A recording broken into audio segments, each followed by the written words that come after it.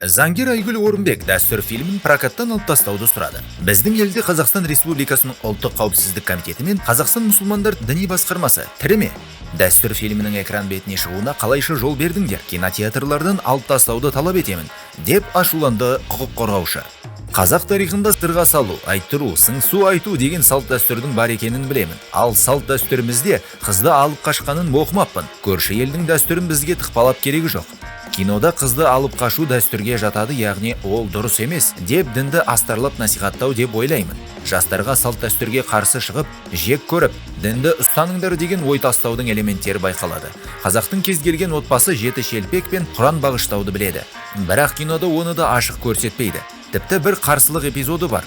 Қазақтың мешітте отыратын имамды сауатсыз, надан қылып көрсеткен. Алдына жын көріп жүрмін деп көмек сұрап, жылап барған әйелдің қолына сүре жазып жібере салды. Кинодағы теке сақалды имам сәләфи демес пе? Аллаху акбар деп аузын ашпаған әйелді біздің шынайы өмірде молдалар үш әріппен күресуге жай жібере салмайды негізі. Қазақтар салт дәстүрін ұмытпай мықты ұстану керек. Мәдениеті мен салт дәстүрі өшпеген елдің ұлты өлмейді.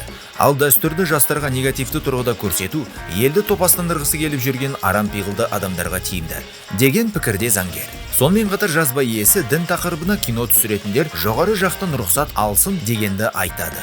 Дін тақырыбына қатысты кино түсіріп халыққа ұсынбас бұрын ұлттық қауіпсіздік комитеті мен Қазақстан Республикасы бас прокуратурасы рұқсат алатын заң қабылдандар.